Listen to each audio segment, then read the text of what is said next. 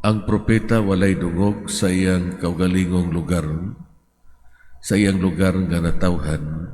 Kung si Jesus na ibalo nga walay pagpasidungog, nga nagulat kaniya sa Galilea, nga nung wala man siya moadto sa laing lugar, nga maayo ang pag-abi-abi o pagdawat kaniya.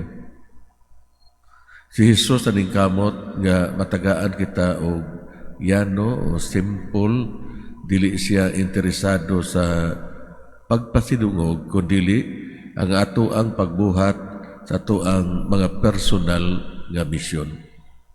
Ang kaputli sa ato ang intensyon, usa ka manindot nga sukdanan para sa pagsunod kang Kristo. Si Jesus mihimo sa milagro, pero nagpahinumdum siya sa mga naminaw kaniya. Ang tinuod nga pagtuo, dili siya yano nga nakabase sa mga timailhan o katingalahan. Ngano nga ingon ini man. Perhaps ang gisaway ni Jesus ang ilang gikapoy nga reliyosong paglantaw nga makasinati sa presensya sa Ginoo diha sa mga katingadan.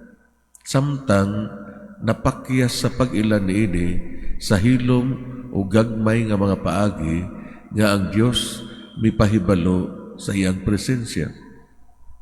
Uban sa mas lawom nga pagtuo, atong makita ang Dios sa atong palibot.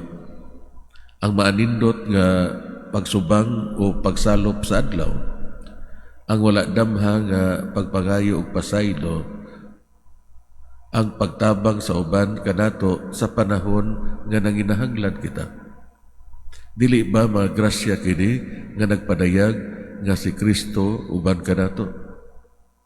Ang tao kansang pagtuo wala makinahanglan og mga ilhanan og mga katingalahan, mao gayud ang tao nga nakakita og daghan pang mga ilhanan og mga katingalahan, ang walay katapusan og mahigugmaong presensya sa Ginoo.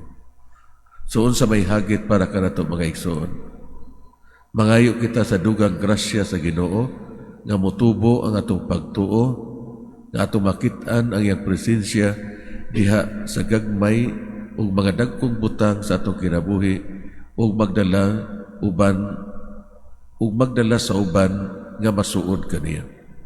Pareha sa opisyal sa atong ebanghelyo, tabangan nato ug una ang atong pamilya nga makaangkon sa lawom nga pagtuo. Hinaot unta. Mahindog palihog para sa katilingbanong